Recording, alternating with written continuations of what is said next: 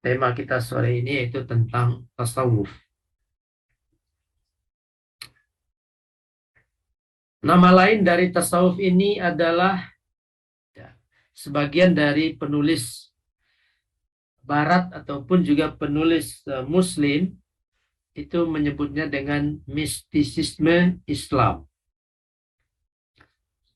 Juga disebut dengan spiritualisme Islam atau juga teosofi. Ada sebagian orang menyebutnya dengan nama-nama ini. Ya. Tetapi menurut saya istilah tasawuf itu punya kandungannya tersendiri. Ya, berbeda dengan mistisisme ini, mistisisme Islam, sesuatu yang mistik. Mungkin secara kebahasaan bisa sama, tetapi sesungguhnya uh, terdapat perbedaan yang uh, menonjol antara mistisisme Islam dengan tasawuf. Ya, tasawuf, spiritualisme Islam, nah ini lebih dekat spiritualisme Islam ini dengan tasawuf ketimbang mistisisme Islam. Beberapa penulis Muslim Indonesia itu menyebut tasawuf itu dengan mengikuti beberapa definisi dari para penulis Barat. Teosofi ini juga mendekati teosofi. Teo artinya adalah Tuhan, sofi itu adalah ilmu. Teosofi berarti ilmu tentang ketuhanan. Ini nama lain, jadi kalau kita menemukan istilah mistisisme Islam, pengarangnya ingin mengatakan ini adalah persoalan-persoalan tasawuf atau spiritualisme Islam dan teosofi. Saya lebih cenderung mempertahankan nama tasawuf Islam sebagai kekayaan khazanah keilmuan Islam ketimbang menerjemahkannya menjadi mistisisme Islam. Bapak Ibu dan saudara sekalian, ada istilah rukun agama. Rukun agama itu terdiri dari rukun Islam, lalu yang kedua rukun iman, lalu yang ketiga adalah rukun ihsan. Nanti tasawuf itu ada di rukun yang ketiga, rukun ihsan. Ya. Rukun iman kita tahu bersyahadat, salat, puasa, zakat, haji. Itu adalah rukun Islam. Bunyal Islamu ala khamsin. Syahadatu an la ilaha illallah wa iqamis salah wa itaiz zakah wa siyami Ramadan wal hajj. Lalu rukun Islam, al-imanu billahi wa malaikatihi wa kutubihi wa rusulihi ila akhir dan seterusnya. Lalu ada ihsan. Nah, disebut juga dengan rukun ihsan. Rukun ihsan inilah yang menjadi sandaran dari tasawuf. Ini hadisnya yang cukup panjang. Kita tidak bacakan seluruhnya. Yang berwarna kuning itu, oranye. Akhbirni anil Islam. Jadi Jibril datang kepada Rasulullah Sallallahu Alaihi Wasallam, duduk bersama Rasulullah, lututnya beradu dengan lutut Rasulullah Sallallahu Alaihi Wasallam atau pahanya beradu dengan paha Rasulullah, lalu bertanya kepada Rasulullah, wahai Muhammad, ya Muhammad, akhbirni anil Islam. Islam itu apa? Lalu Rasulullah berkata, al-Islamu an tashhada an la ilaha illallah wa anna Muhammadar Rasulullah wa tuqimus salah wa tu'tiz zakah wa tasum Ramadan wa tahijjul bait. Yang ini kita kenal dengan rukun Islam. Syahadat, salat, zakat, puasa, haji, kita kenal dengan rukun Islam. Lalu orang yang bertanya itu malaikat yang menyerupai manusia berpakaian putih itu membenarkan apa yang dikatakan oleh Rasulullah. Sodakta. Para sahabat terkejut bagaimana orang tamu ini bertanya lalu juga membenarkan apa yang dijawab oleh Rasulullah. Lalu tamu ini, malaikat ini sesungguhnya berkata lagi, "Fa'akhbirni anil iman." Nah, sekarang apa itu iman? Kalau yang pertama adalah apa itu Islam, Nabi menjelaskan rukun Islam. Apa itu iman? Nabi menjelaskan rukun iman. Antuk minabillahi wa malaikatihi. Percaya kepada Allah, beriman kepada Allah, wa malaikatihi dan malaikatnya, wa kutubihi wa rusulihi wal yaumil akhir. Kitab-kitab yang diturunkan oleh Allah kepada Rasulnya, para Rasulnya, percaya kepada hari akhir, wa tu'mina billahi khairihi wa syarrihi. Percaya kepada qadar, ketentuan Allah, ketentuan yang baik dan ketentuan yang buruk. Lalu tamu tadi, yang sesungguhnya adalah malaikat, berkata, "Sodakta, engkau benar wahai Muhammad." Lalu tamu ini bertanya lagi, "Fa'akhbirni anil ihsan." Lalu jelaskan kepadaku tentang ihsan. Qala, tamu ini, malaikat ini berkata, Nabi berkata, "Anta'budallaha ka'annaka tarahu, fa illam takun tarahu, fa innahu yarak." Ihsan, kata Rasulullah, adalah engkau menyembah Allah Subhanahu wa taala seakan-akan engkau melihatnya. Dan jika engkau tidak melihatnya, maka sesungguhnya dia melihatmu, Allah melihatmu. Inilah rukun ihsan yang ketiga. Jadi ada rukun Islam, rukun iman, rukun ihsan. Di rukun ihsan inilah tasawuf itu berada. Anta'budallaha ka'annaka tarah. Engkau menyembah Allah Subhanahu wa taala seakan-akan engkau berada di depannya. Engkau melihatnya. Engkau merasa kecil di hadapannya.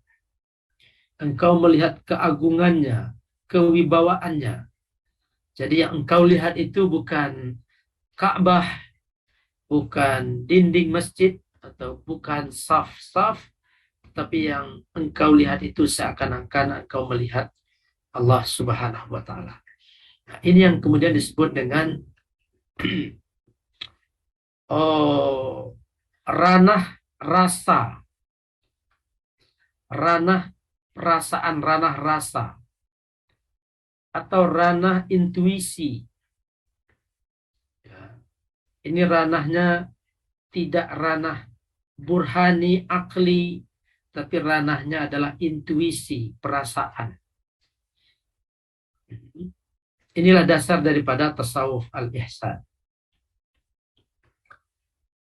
Kemudian kita masuk ke definisi tasawuf itu. Ada banyak kata-kata yang dianggap sebagai akar kata tasawuf. Banyak sekali. Ini kita nukilkan beberapa.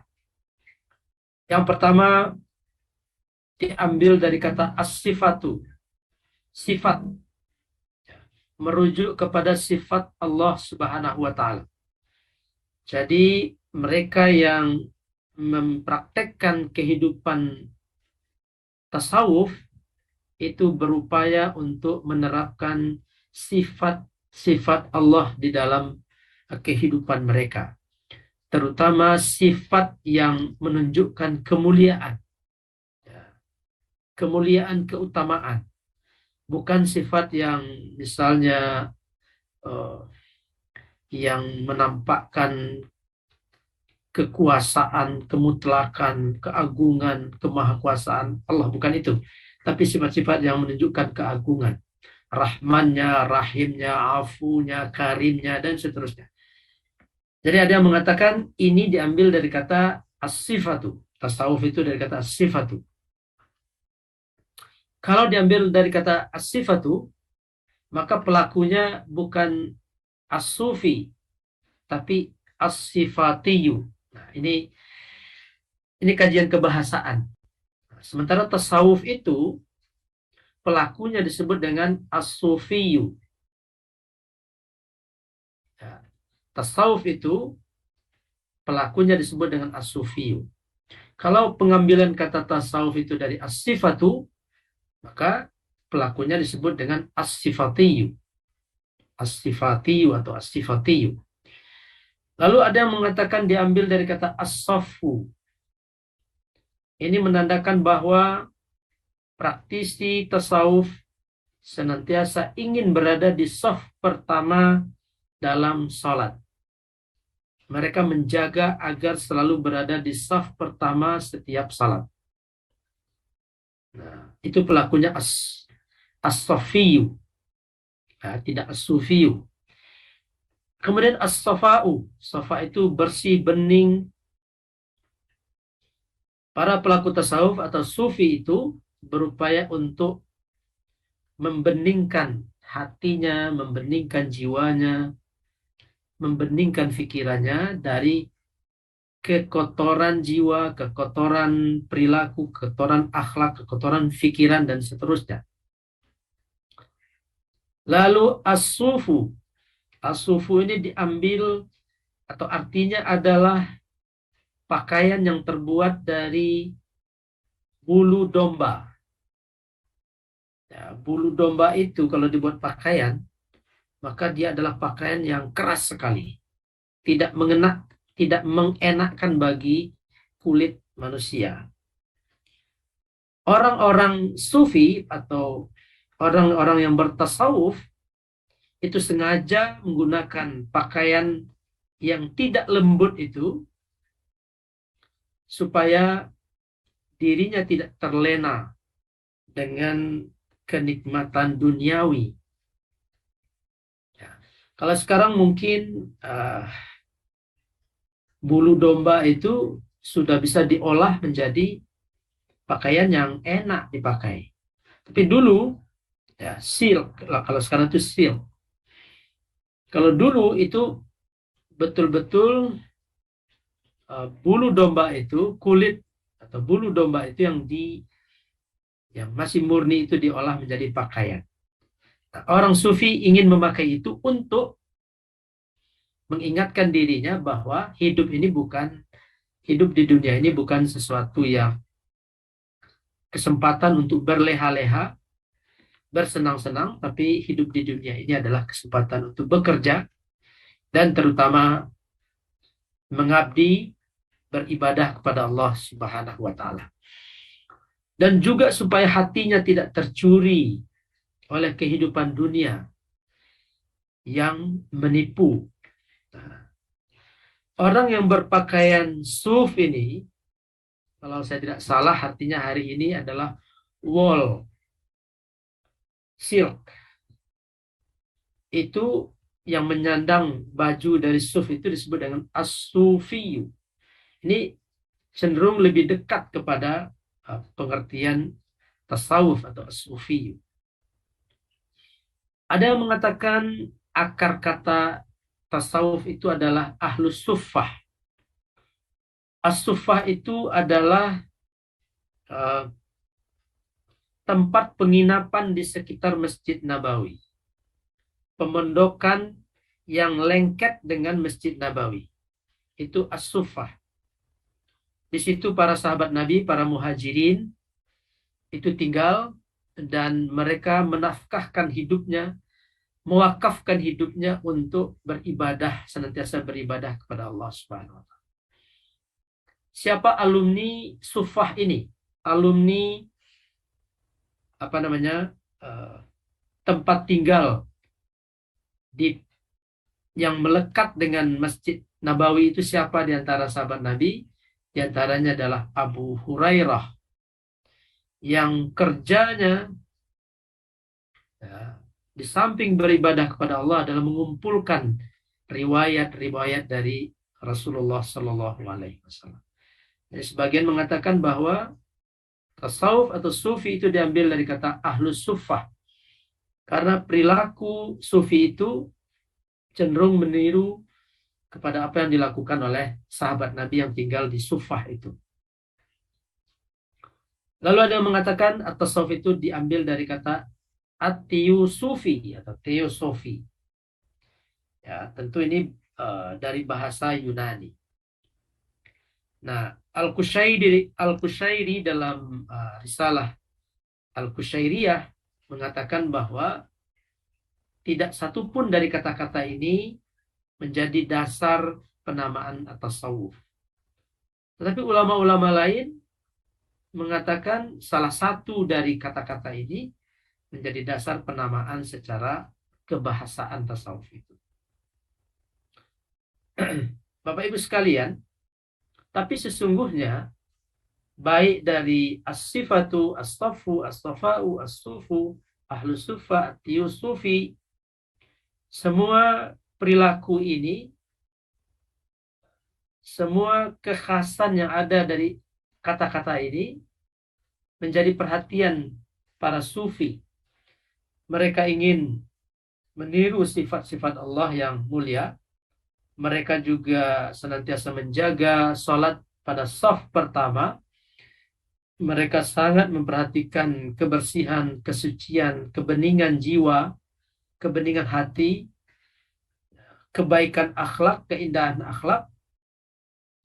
Dan mereka juga tidak tenggelam dalam kenikmatan duniawi yang disimbolkan dengan memakai pakaian dari bulu domba, asuf. Dan mereka juga meniru sifat dan perilaku sahabat Nabi yang tinggal di Suffah, ahlu Suffah yang uh, lebih mementingkan kehidupan ukhrawi, kehidupan akhirat, daripada kehidupan duniawi. At-Tiyusufi juga mereka adalah orang-orang yang senantiasa mengkaji tentang Allah Subhanahu wa taala dengan segala kemuliaannya dan sifat-sifatnya, dan mereka selalu menambah pengetahuan yang berkaitan dengan Teo atau Tuhan atau Allah. Secara terminologi saya ambilkan beberapa saja untuk menggambarkan kehidupan tasawuf ini. Ibnul Qayyim, saya juga mendapatkan ini kalimat diungkapkan oleh Muhammad Al-Qattani. At-tasawufu khuluqun. Tasawuf itu adalah akhlak. Apa itu tasawuf? Tasawuf itu adalah akhlak. Faman zada alaika fit tasawufi. Ini salah ini. Faman zada alaika fil khuluqi. Itu yang benar. Barang siapa yang akhlaknya lebih mulia dari kamu, faman zada alaika fil khuluqi, salah ketik itu. Faman zada alaika fil khuluqi, barang siapa yang akhlaknya lebih dari kamu, zada alaika fit tasawuf, maka sesungguhnya tasawufnya lebih tinggi dari kamu. Kalau ada orang yang akhlaknya lebih tinggi, lebih mulia, lebih hebat, maka sesungguhnya tasawufnya lebih tinggi daripada orang yang akhlaknya rendah, lebih rendah dari dia. Itu definisi Ibnul Qayyim dan juga Muhammad Al-Qattani. Jadi tasawuf itu adalah persoalan akhlak. Akhlak kepada diri sendiri, akhlak kepada manusia, orang tua, saudara, tetangga, famili, teman, dan lain sebagainya. Akhlak kepada Allah, akhlak kepada binatang, akhlak kepada alam. Siapa yang lebih tinggi akhlaknya dari kamu, maka dia lebih bertasawuf dari kamu. Lebih sufi dari kamu. Kemudian Imam Zakaria Al-Ansari mendefinisikan tasawuf itu sebagai ilmu tu'rafu bihi ahwal tazkiyatun nafs. Nah, ini masuk kepada tazkiyatun nafs. Mensucikan jiwa. Ya. Tasawuf adalah ilmu yang kita tahu cara untuk mensucikan jiwa. Wa tasfiyatul akhlaq. membeningkan akhlak, membersihkan akhlak dari akhlak al-madmumah menjadi al-akhlak al-mahmudah. Jadi setiap orang itu punya akhlak. Tidak ada orang yang tidak berakhlak. Akhlaknya itu baik mahmudah, terpuji, atau akhlaknya mazmumah. Tapi dalam pembicaraan kita sehari-hari, orang yang berakhlak mazmumah, orang yang berakhlak tidak terpuji itu, kita sebut secara general sebagai tidak berakhlak. Pada prinsipnya, orang itu berakhlak. Apa akhlaknya? Akhlak mazmumah. Tapi dalam kehidupan sehari-hari, kita menyebut orang yang berakhlak mazmumah itu dengan tidak berakhlak. Itu kebiasaan saja. Pada dasarnya setiap orang berakhlak. Wa ta'miru dhahir wal batin linailis sa'ada al-abadiyah. Ya. Tujuan dari kehidupan ini adalah untuk mencapai kebahagiaan yang abadi. Jadi perhatian sufi ini adalah as-sa'adah al-abadiyah. Kebahagiaan yang abadi. Bukan kebahagiaan yang nisbi. Kebahagiaan yang nisbi adalah kebahagiaan hidup di dunia ini. Nah, seorang sufi memalingkan atau lebih cenderung untuk memberikan porsi yang besar terhadap as-sa'adah al-abadiyah. Caranya memperbaiki dan memperbanyak ibadah, dan yang kedua mensucikan jiwa, tazkiyatun nafs, yang ketiga memperbaiki akhlak. Lalu Abu Hasan Asy-Syadzili mengatakan at-tasawufu tadribun nafsi 'alal 'ubudiyyah wa radduha li ahkamir rububiyyah. Jadi tasawuf itu adalah melatih jiwa untuk senantiasa menghamba kepada Allah Subhanahu wa taala. Manusia ini hamba, tetapi tidak semua manusia menghambakan dirinya kepada Allah Subhanahu wa taala. Ya. Ketika sudah ada perasaan ujub, ada perasaan takabur, ada az-zulmu, zalim, ada ketidakadilan. Ketika itu dilakukan, manusia keluar dari kehambaannya kepada Allah Subhanahu wa taala. Waradduha li ahkamir rububiyah, dan menyerahkan seluruh kehidupannya kepada hukum-hukum Allah, hukum-hukum Tuhan. Ini kita nukilkan beberapa keyakinan dari tasawuf, ya, mutasawwifun. Ada Al-Junaid Al-Baghdadi, ada Sahal At-Tastari. Apa yang mereka sampaikan? Al-Junaid Al-Baghdadi mengatakan seluruh jalan menuju Allah Subhanahu wa taala tertutup kecuali melalui jalan yang diajarkan oleh Rasulullah sallallahu alaihi wasallam. Junaid juga mengatakan barang siapa yang tidak hafal Al-Qur'an dan tidak menulis hadis, maka tidak layak dijadikan pedoman dan tidak layak disebut sebagai sufi. Nah, ini keyakinan-keyakinan tasawuf yang mesti dipegang erat oleh setiap sufi. Jadi kalau ada sufi yang meninggalkan syariat, menurut Imam Al-Junaid Al-Baghdadi, imam tasawufnya Ahlus Sunnah wal Jamaah, maka orang itu tidak layak disebut sebagai sufi. Kemudian Sahal At-Tastari, dasar keyakinan sufi adalah berpegang kepada Al-Quran, mencontoh Rasulullah Sallallahu Alaihi Wasallam, tidak dalam hal-hal tertentu saja, tapi dalam seluruh kehidupan Rasulullah sebatas kemampuannya. Ini tidak semua kehidupan Rasulullah itu mampu dicontoh oleh manusia biasa. Memakan yang halal, mencegah kemungkaran, menghindari dosa, senantiasa bertaubat kepada Allah Subhanahu wa taala, dan menepati janji memberikan hak-hak orang lain. Ya, memberikan hak-hak orang lain.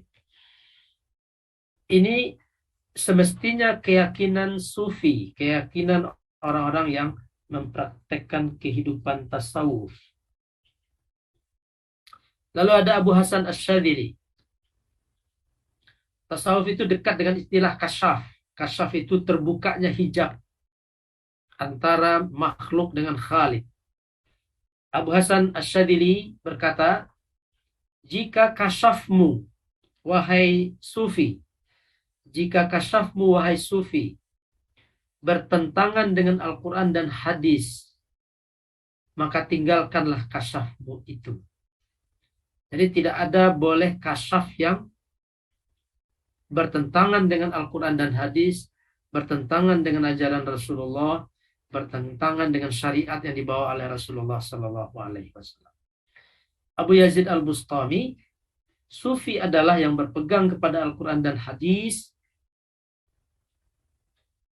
memandang ke surga dan neraka, dan memandang mata kirinya melirik ke surga, mata kanannya melirik ke neraka, mendahulukan akhirat dari dunia, dan berseru kepada Allah, labbaik Allahumma labbaik.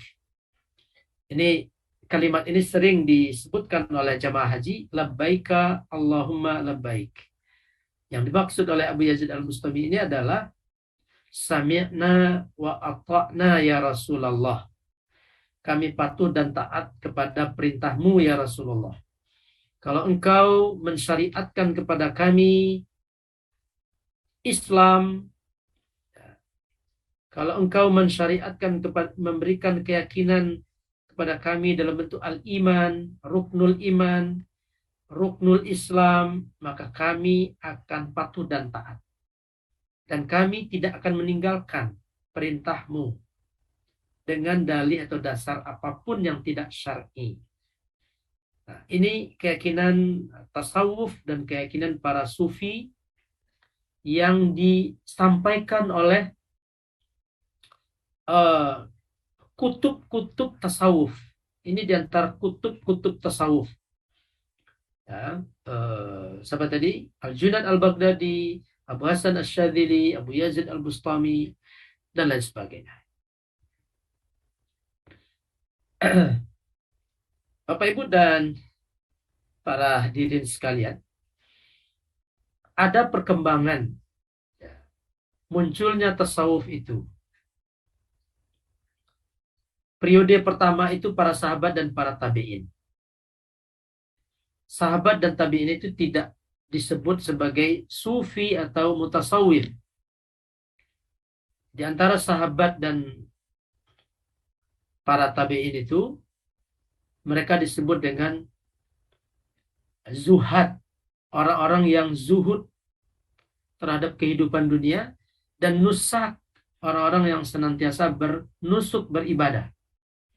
Tadi kita berikan contohnya Abu Dzar Al-Ghifari, Abu Hurairah, yang mereka itu kehidupannya hanya untuk beribadah kepada Allah, hanya untuk mensucikan jiwanya, dan hanya untuk menambah kedekatan kepada Allah, mulazamat al-masjid. Ya. Mereka itu adalah zuhad dan nusak.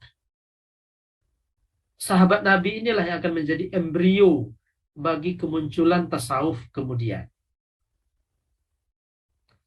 Ada sahabat yang berdagang. Namanya Abdurrahman bin Auf. Ada sahabat yang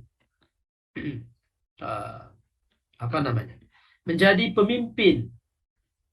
Ya, menjadi pemimpin. Ada sahabat yang tidak memimpin, tidak berdagang, hanya mementingkan kehidupan ukhrawi. Mereka itu adalah zuhad dan nusak. Ada sahabat-sahabat yang melakukan itu. Khalid bin Walid umpama, itu adalah panglima perang. Panglima perang.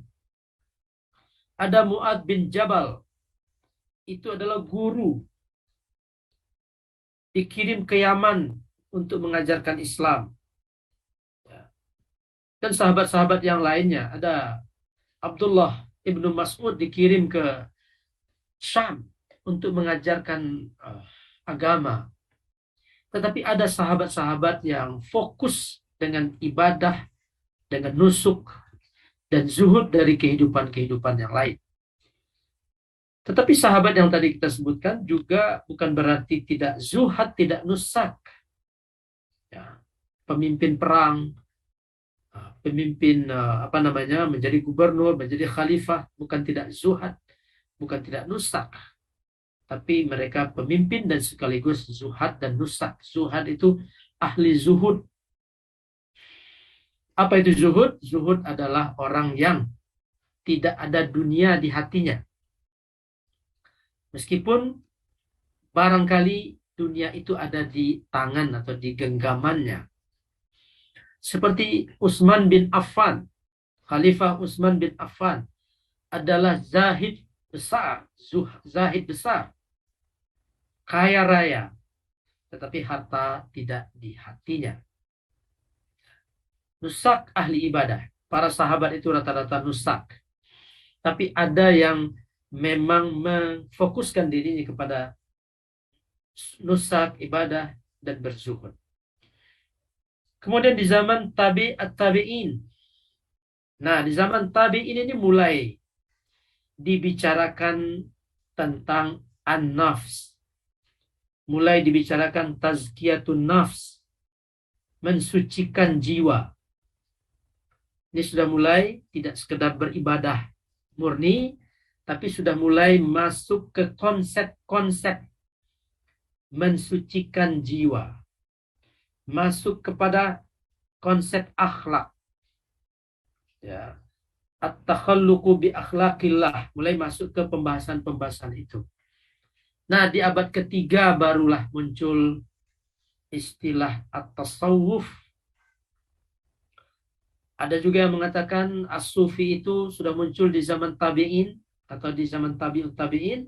Tetapi tasawuf itu sebagai sebuah ilmu seperti ilmu-ilmu yang lainnya, ilmu nahwu, ilmu tauhid, ilmu fikih, ilmu apalagi faraid, itu baru muncul sebagai satu disiplin ilmu ya, pada abad ketiga Hijriah. Muncullah di situ at-tasawuf. Nah, ini tadi kita sebutkan tokoh-tokohnya, para sahabat, ada Abu Dzar Al-Ghifari. Kalau bahasa lucu-lucuannya adalah Abu Dzar dan Abu Hurairah ini adalah orang-orang yang in the cost, di pinggiran Masjid Nabawi yang memang disediakan untuk para sahabat Nabi yang memfokuskan diri kepada an-nusuk dan az-zuhud. Ya. Lalu periode tabi'in, Al-Hasan Al-Basri, Ibrahim bin Adham, Rabi'ah Al-Adawiyah, ini belum terumuskan ilmu tasawuf. Ya. Tapi mereka sudah mulai mempraktekkan kehidupan para sahabat, meniru kehidupan para sahabat, dan kemudian sudah mulai membuat konsepsi-konsepsi. Al-Hasan Al-Basri misalnya, konsep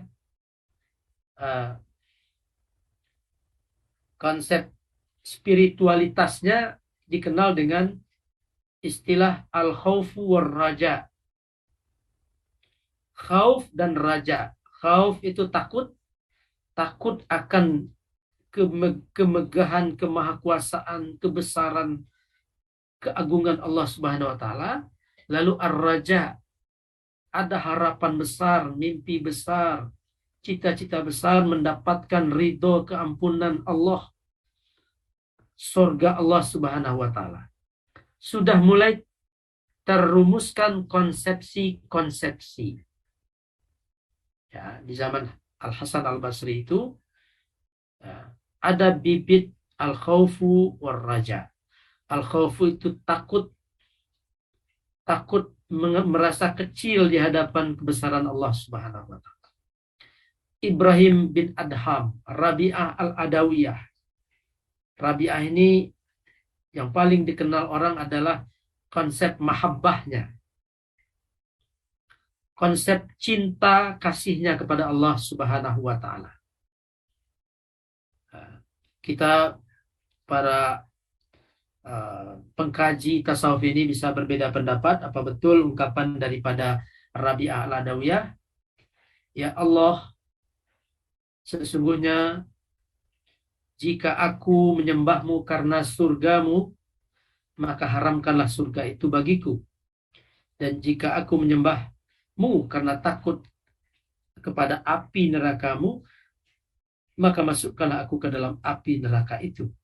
Karena sesungguhnya aku menyembahmu adalah karena cinta kepadamu. Ini konsepsi mahabbah yang tentu saja belum sesempurna sekarang ini kita membuat konsepsinya, tetapi sudah mulai muncul konsepsi-konsepsi itu. Tabi'ut tabi'in. Nah, ini tokoh-tokohnya Al-Harith Al-Muhasibi, Dhunnun Al-Masri, Abu Yazid Al-Bustami, Al-Junaid Al-Baghdadi, Abu Mansur Al-Hallaj. Nanti sebagian dari mereka akan kita bahas. Ini sudah mulai sempurna konsepsi tasawuf. Ya. Tasawuf al-Maqasidi itu tasawuf Haris al-Muhasibi, Dhunnun Masri dan seterusnya. Abad keempat Hijriah, Al-Hakim At-Tirmidzi, Abu Talib Al-Makki, abad kelima Abu Al-Qasim Al-Qushairi yang tadi kita sebutkan sebagai pengarang Ar-Risalah Al-Qushairiyah. Di abad kelima inilah nanti akan sempurna penjelasan tentang tasawuf, terutama di tangan Abu Al-Qasim Al-Qushairi dan lebih-lebih lagi di tangan Abu Hamid Al-Ghazali. Ketika kita mengkaji tasawuf, itu kita akan dikenalkan dengan corak tasawuf. Ada corak akhlaki atau amali, ada corak falsafi atau teoritis. Ya. Tasawuf akhlaki seperti yang tadi kita sampaikan, ya. Dan tasawuf amali itu ibadah, ya, ibadah itu dipraktekkan oleh para sahabat, para tabi'in, dan tabi'ut tabi'in. Kalau kita ingin menyebutkan itu adalah bagian dari kehidupan tasawuf, meskipun belum ada kata tasawuf zaman itu, maka coraknya adalah akhlaki amali. Ya. Tidak teoritis, tetapi apa yang diajarkan oleh Rasulullah, apa yang dipraktekkan oleh Rasulullah, apa yang mereka lihat dari Rasulullah Shallallahu Alaihi Wasallam, itu yang mereka lakukan. Nah, itulah yang disebut dengan corak tasawuf akhlaki atau amali. Lalu ada corak tasawuf falsafi atau teori. Tokoh-tokohnya ini Al-Hallaj, Abu Yazid Al-Bustami, Ibn Arabi dengan konsep hulul ittihad dan wihdatul wujudnya. Tasawuf yang dipraktekkan oleh tokoh-tokohnya seperti Al-Hallaj, Al-Bustami, dan Ibn Arabi, ini adalah tasawuf yang terkontaminasi atau terpengaruhi oleh pemikiran filsafat. Makanya disebut dengan tasawuf falsafah. Apa ciri satu tasawuf itu disebut terpengaruh oleh filsafat? Cirinya adalah ketika seorang hamba sudah mengaitkan wujudnya dengan wujud Sang Khalik. Ketika hamba mengaitkan wujudnya dengan wujud Sang Khalik, maka dia sudah menggunakan metode, konsep falsafi. Seperti Al-Hallaj punya teori hulul, yang artinya Allah menempati badan Al-Hallaj. Allah menempati badan Al-Hallaj. Sehingga di dalam Al-Hallaj itu ada Allah dan ada Hallaj. Ada nasutnya, unsur manusianya Hallaj, dan unsur nasutnya Tuhan atau Allahnya Hallaj. Hulul. Allah turun dan kemudian menempati tubuhnya Hallaj. Abu Yazid Al-Bustami punya satu teori bahwa dengan tazkiyatun nafs, dengan ibadah, manusia bisa mi'raj. Manusia bisa naik ke atas. Dan ketika di atas itu dia bertemu dengan zat Allah Subhanahu wa Ta'ala. Ibnu Arabi juga punya konsep wihdatul wujud. Dan ada wihdatul mutlaqah. Bahwa sesungguhnya alam dan Allah itu adalah satu kesatuan wujud. Nah, ini pembahasan seperti ini adalah pembahasan-pembahasan yang juga dilakukan oleh filsafat untuk memahami hubungan wujud makhluk dengan wujud Tuhan atau wujud Allah Subhanahu wa Ta'ala. Ini yang menyebabkan corak ini disebut dengan corak falsafi. Nanti ada kombinasi. Ya, kombinasi itu adalah tarekat. Ya, kombinasi antara akhlaki dan falsafah. Kita mengenal istilah Nur Muhammad. Mungkin banyak yang menonton YouTube tentang Nur Muhammad. Pembahasan tentang Nur Muhammad adalah pembahasan yang berkaitan dengan wujud manusia, wujud pencipta. Ya. Dan itu adalah pendekatan falsafi, pendekatan filsaf. Ya, wujud manusia makhluk dengan wujud sang pencipta. Tarekat melakukan kombinasi ini. Nanti kita akan membahas tarekat ini. Mudah-mudahan di hari Rabu, kata Pak Sahran tadi. Mudah-mudahan dari Rabu kita akan lanjutkan ke pembahasan tarekat. Ini sedikit menyampaikan tentang referensi tasawuf. Tadi kita sebutkan Al-Harith Al-Muhasibi. Ya, meninggal 243. Ini tabi'ut tabi'in. Abu Sa'id Al-Kharraz. Ini judul bukunya At-Tariq Ilallah. Yang paling kita kenal di sini mungkin Abu Qasim Al-Qushairi. Ada Risalah Al-Qushairiyah. Dan yang terakhir Abu Hamid Al-Ghazali, wafat 505, abad ke-6. Buku Abu Hamid Al-Ghazali yang terakhir ini, yang paling kita kenal adalah Ihya Ulumuddin. Ihya Ulumuddin. Ya, menghidupkan ilmu agama. Menghidupkan ilmu agama. Buku inilah yang menjadi referensi dalam kehidupan tasawuf. Kehidupan tasawuf ini menjadi rujukan bagi para mutasawwifun. Bapak Ibu sekalian, itu sekilas penjelasan kita tentang salah satu khazanah keilmuan Islam yang disebut dengan tasawuf. Dan tasawuf ini umurnya sudah sangat tua sekali dan hidup berdampingan dengan kita semua. Kalau kita merujuk kepada kajian kita sebelumnya tentang ahlul hadis dan ahlul ra'yi, maka tasawuf itu sangat-sangat tidak disukai oleh ahlul ra'yi, ahlul hadis.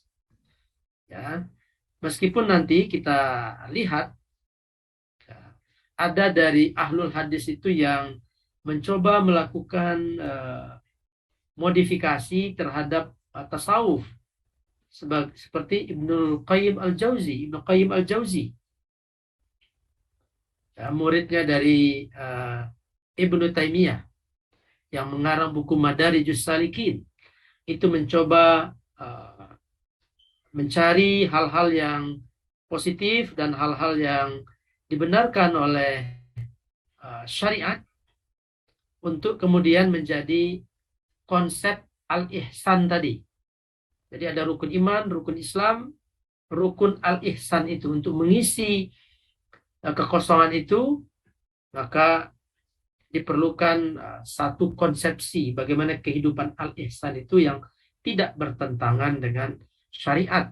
Tadi Pak Sahran menyampaikan ada orang bertasawuf lalu dia meninggalkan syariat, tidak sholat, tidak meninggalkan rukun Islam. Padahal tadi kita sudah jelaskan Islam itu rukunnya ada 3. Ada rukun iman, ada rukun Islam, dan ada rukun ihsan. Dan rukun ihsan itu adalah rukun rasa, adzauq. Dan sejauh-jauhnya adzauq merantau dan melalang buana tetap harus dalam koridor Al-Quran was sunnah, tetap dalam koridor rukun iman, rukun Islam, dan rukun ihsan.